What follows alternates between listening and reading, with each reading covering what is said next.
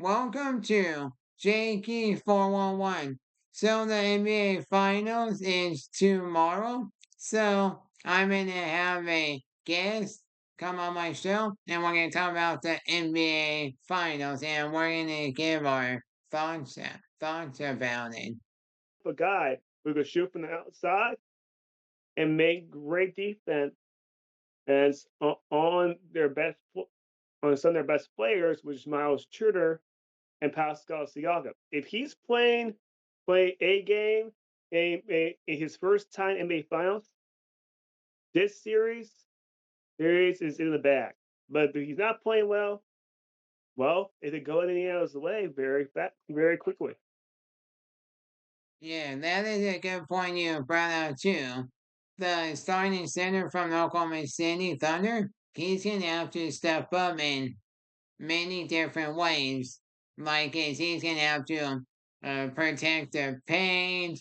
He's gonna have he's gonna have to grab some rebounds. He's gonna have to be a beast on the court, Shot rate. not just being a beast, but another point by the way is a shot rating. But he another key I want to bring out too is he's gonna need to be able to have team chemistry where they're on the same page with them, where he's not gonna just be like, I'm gonna shoot a 3 pointer and then and then and then the 3 pointer doesn't go in, or he's just gonna go to the rim. He's gonna use different avenues where he's gonna try to get his teammates open and do many different stuff.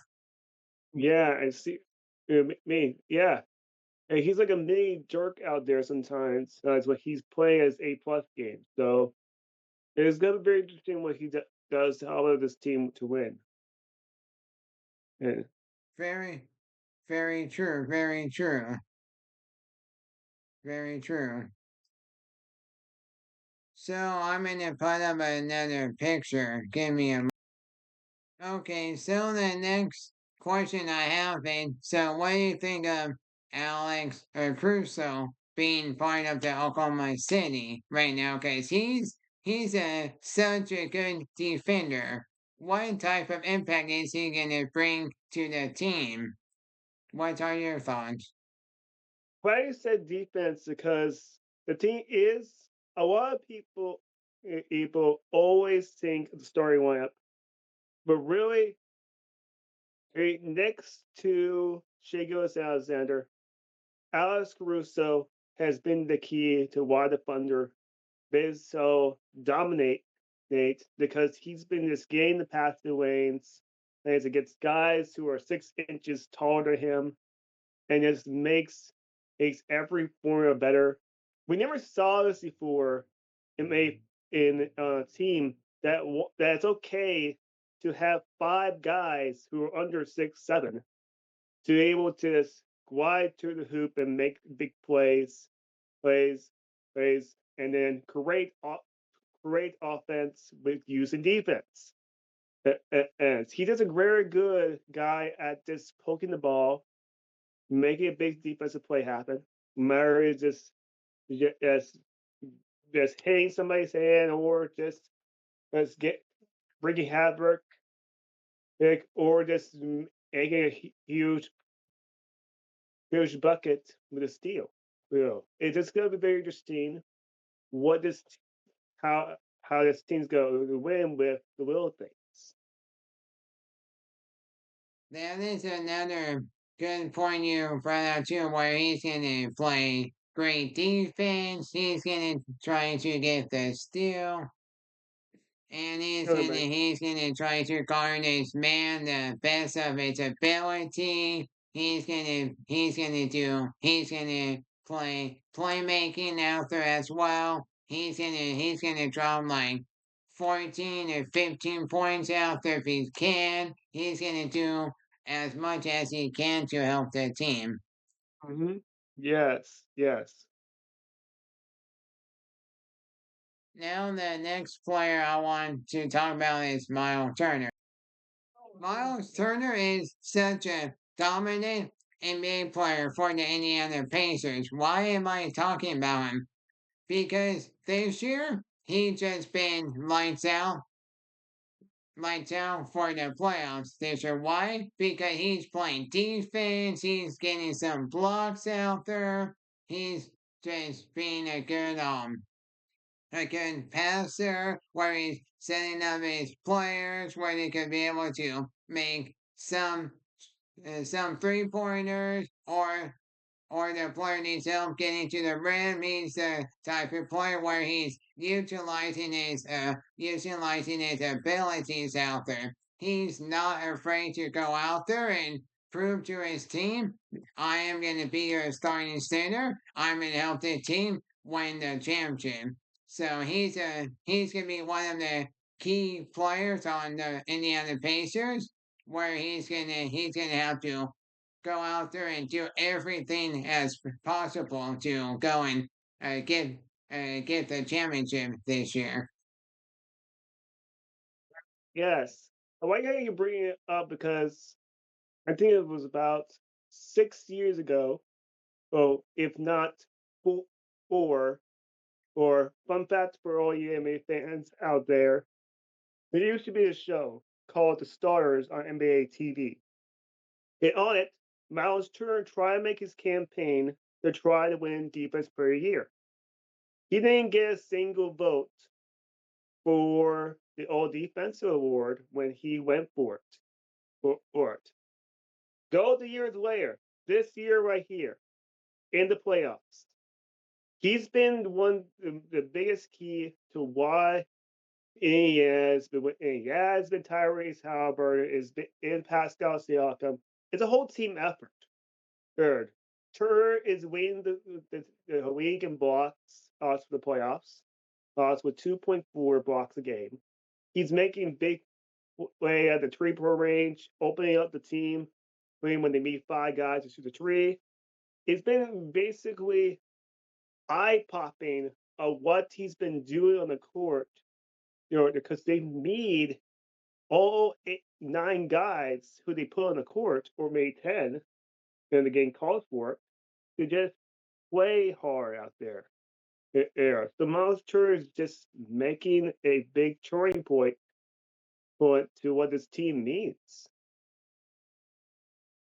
That is definitely a good point you brought out too. He's gonna need to be that dominant player on the Indiana Pacers where they can trust, where he's gonna be able to go out there and prove to the team like I'm gonna go out there, I'm gonna drop like 15 points out there, I'm gonna get some blocks, I'm gonna get rebounds, I'm gonna box out players, I'm gonna I'm gonna be able to play defense, and then I'm gonna do everything as possible.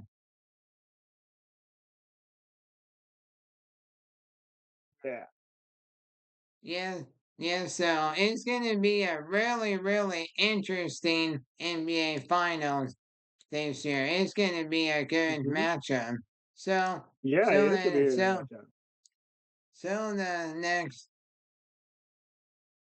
starting point guard from the Indiana Pacers. But I would like to just make this comment about him. He's just been, I don't know what the word to use, but he's just been so dominant for the Indiana Pacers. Why?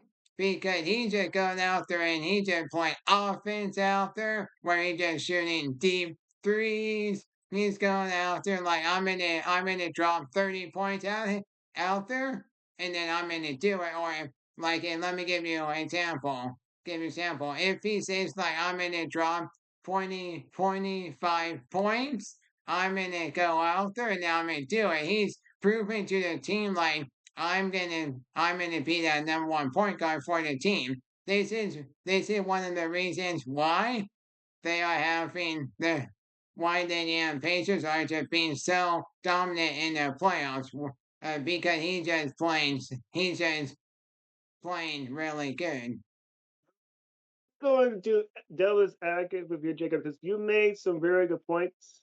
But here's the thing: it wasn't for or that voters room where all these 50 NBA players, anonymous, voted for Tyrese Haliburton for most overrated player this season, he will not be doing all this where this team we're playing outside basketball where we've been seeing in 4 leagues or 20 leagues, whatever, or evaporate around them all because of Tyrese Halliburton making play after play, making path as basically being being almost Steve Nash out there. The closest we ever gonna get to that MVP like player.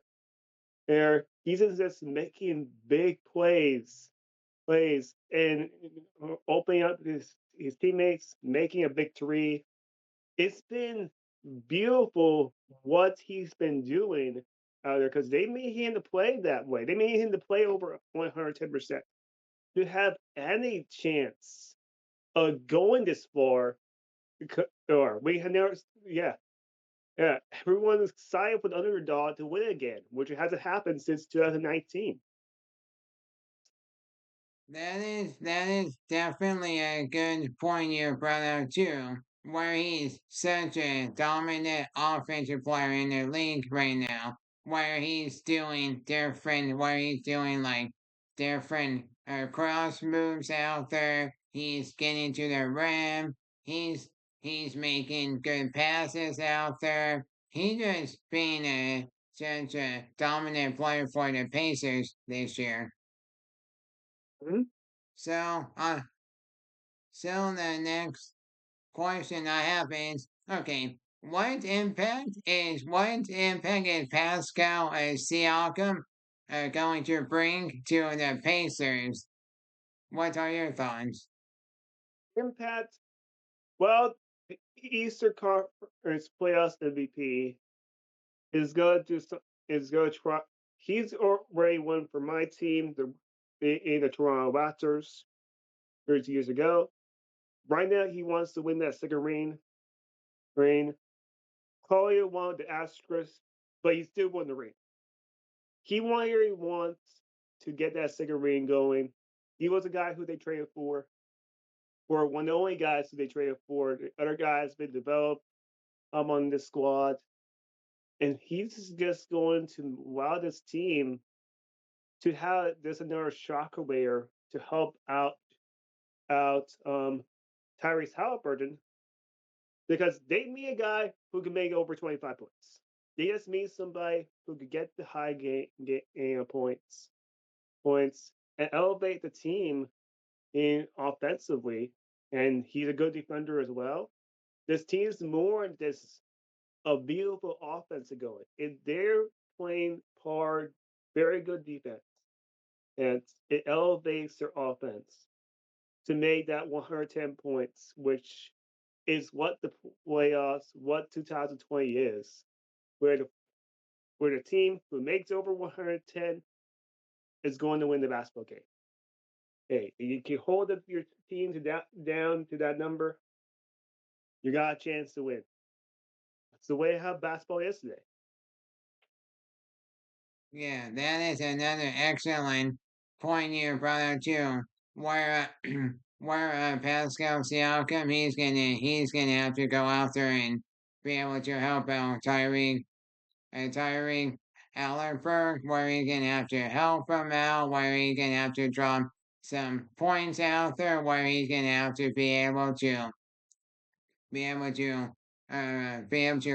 protect the paint, but not to protect the paint, but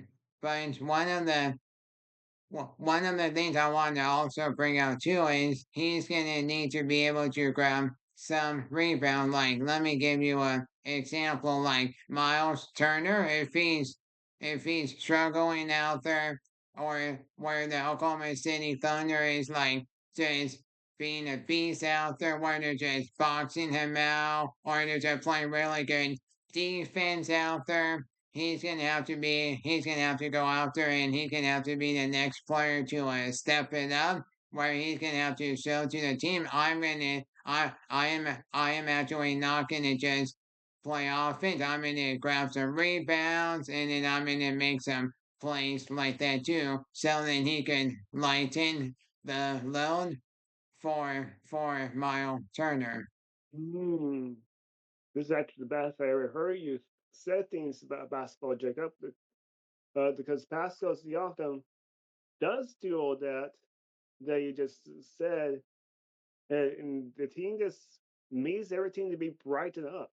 Basically, they need all 10 guys to just be out there and play great ball. Well, against this juggernaut that is the Oklahoma City Thunder, who won 66 games. That sounds very hard for every fan to see this team lose, but they're gonna meet everybody on gauge to beat this team. That's another excellent point you brought up too, but and the next point no and the next point I'd like to talk about is a starting point guard from Oklahoma City Thunder. Man, that guy he just he's doing electric offense out there. Why am I saying that? Because he's just going out there, he's dropping like 20, 25, 30 points. Like, let me give you an example. Like, if there's like 4 or 3 minutes left in the game, he's the type of player where he will go out there and he will just play with high energy and he will just drop buckets out there. He will get you the free throw. He will do anything that's possible to help his team be able to win that game. And then the next question I have is, what are your thoughts about the starting point guard from Oklahoma? What type of impact is he going to need to bring to Oklahoma order for them to be able to win a championship? He can't do more and more better than just being himself out there.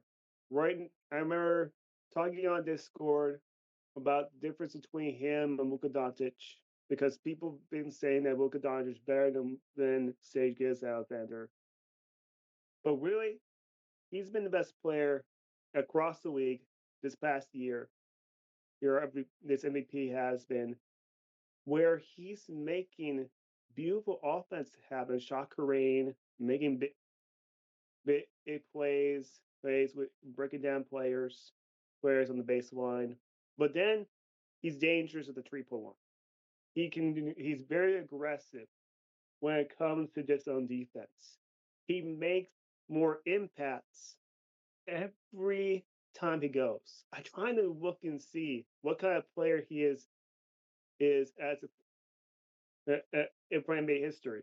To compare to for MVP guy, because he had been one of the best MVP seasons ever. But there isn't anybody because the way how he's been playing the ball has been beautiful. The the the air, air. He's been very sharp. Or it's right amazing in what he wants to just win this game, and he just really being a leader out there as well. So if as long as he's playing every single level for what he's been doing on the court for this whole playoffs,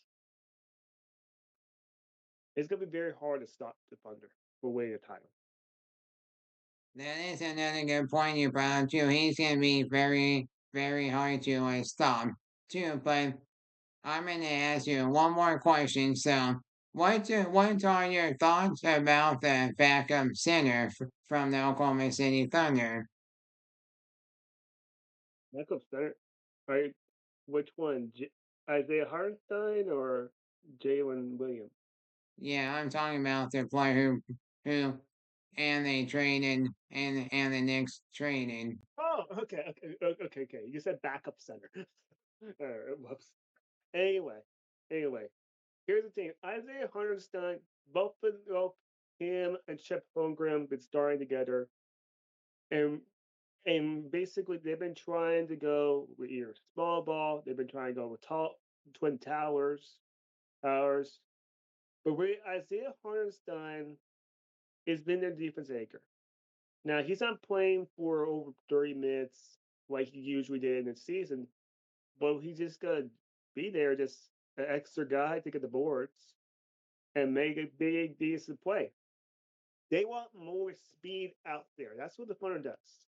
They want a lot more speed to go in the game. And if he comes in and for about 25 minutes in the semifinals every game, then that's what they need him to do defensively, to be that guy who can just protect the baseline. So that way, Tyrese Haliburton doesn't make the big key plays in this game. Yeah, or Aaron Neesmith, or even Andrew Nembhard, who we didn't talk about. Those two guys. Those guys are going to be a key for the Pacers to try to win these basketball games. Games really have it on the baseline on both sides. Isaiah Hartenstein is going to be there to serve that. So all will every single player matters in this series, and that's what basketball is.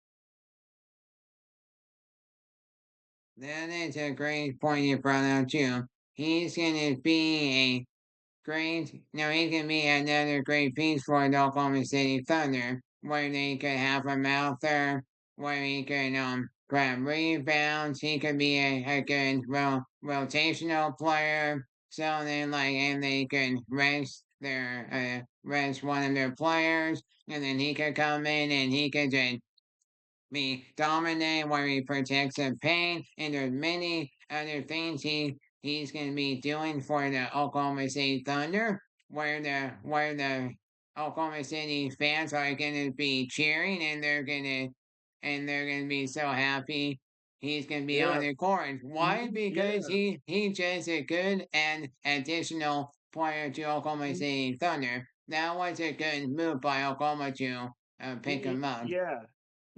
It's been a good move forward because they made a veteranship out there. They've been getting about like what is it? The past years they've been getting 6 veterans on this squad. This whole team is this every final is so unique where all throughout the years we've been seeing old teams, the oldest team had the experience to win. It's always been the motto. Experience wins the title. Not anymore. Or these young cats are saying, move aside, these got Stephen Curry, LeBron James. You guys had your time to shine. Now's our time to shine in the way 2020s, where these guys want to win, and they need these these well veterans just few times just to brighten up the team and this win. What's it called? Echelon or aunt. It's gonna be very interesting what each player brings towards this team to stay glued together. The more glue happens, is that's what's gonna win. That is a good point you brought out too, but I would like to comment on Oklahoma City Thunder and the Indiana Pacers. And I I I actually noticed during the playoffs both teams done a great job at eliminating turnovers out there. Reason why I'm Mm-hmm. saying that because they are while the team is emphasizing on that, like we gotta do less turnovers out there. That's gonna be one of the keys where we're gonna be able to win a championship. You're very right about that. I almost forgot to bring that up. So thank you, Jacob, for bringing it up.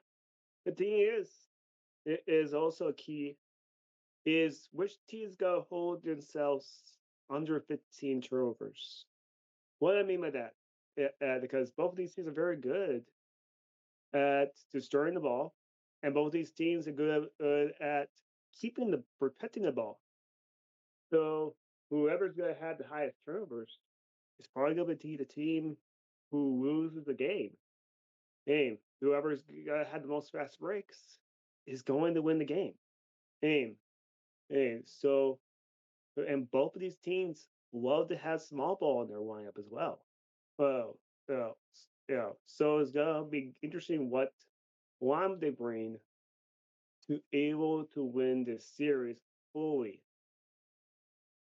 Yep, that is a great and excellent point you brought out too. But one more thing I want to mention about both teams, I noticed what they've been doing a lot in their playoffs. Yeah, I do actually like what the Indiana Pacers are doing is and they're playing as a team and they're doing team chemistry out there. Like they're making sure their starting lineup or their backup players are on the same page where they're trusting their teammates, where they're going out there and they're playing Hmm. dominant. But I know it's from Oklahoma City Thunder one of the things I do actually like what they're doing is and they're playing high energy out there. Why they're just playing high energy out there and they're doing good ball movement out there Nice. and they are trusting their head coach where he's coaching a team and they're just a great basketball team. You're going to bring up more better points, Jacob, because this team, both of these teams, they have good coaches out there. Both guys who've been in the race for Coach of the Year here for the past of their careers, in their young, in their old. Both of these teams have been bringing up, holding itself accountable. Each player who comes out there from 1 to 13, they want to. They both these teams want to win their first ever title for the franchise. Guys, guys, we haven't saw it since 2019. We haven't saw both teams where it could be the first time the NBA Finals happens for a franchise as well. So no one expected this NBA Finals to happen, but it's gonna be an interesting one. I got a question for you, Jacob, to finish to close this Okay. video. Well, how far you think this series is gonna go, and who you think is gonna be the victor? Okay, thanks for asking that question. I do believe it's gonna go either 5 or 6 games in the series, and then I do believe the Oklahoma City Thunder are going to win this series. It's gonna be 4-1 in the Ooh. Oklahoma City Thunder win the championship. Anyone who knows me as a Bay fan, I've been wanting to go with the under. I almost want to go against you and say the Indiana Pacers because I like the underdog here, Mhm. but I've been kind of knowing what the Thunder have been as juggernaut this entire year. Here, it's not like it's two as one. It's just one superstar out there. There, it's really gonna come down to which players riding up around each other. Or the only way Indiana win is if the big three of the Thunder shrink. Think so. We're gonna see a team. We're gonna see something. We're gonna see a team that has parity, but then the Thunder are going to try to disturb that parity where this team is invincible to face. They're going to try to show we want to win a dynasty. We know it hasn't happened in years since Kobe and Shaq, but we want to be that first team that wins 3 titles in 4 years. So we got big expectations for Oklahoma City Thunder. It's time they prove that to everybody by the development, what they did. So I'm going 6 games, Thunder win against Indiana Pacers. It's gonna be close within these games, but they're gonna win the fourth quarter. Maybe you see a blowout here and there. that is a great point you brought out too.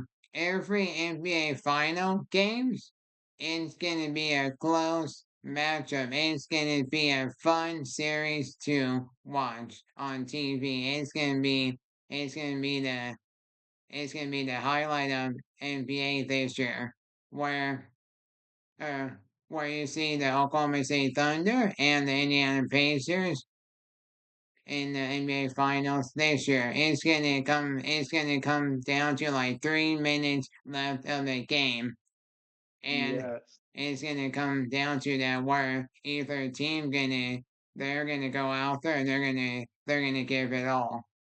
Hmm. Basically, Mia is wrong and YouTube is more right about their teams. I'm just joking. And wherever you find guys, fans, where you find the best guys to talk about basketball, go ahead and see it for yourself out there. Because right now, a lot of the people who are on TV have been wrong. No one's expecting the end to be in here.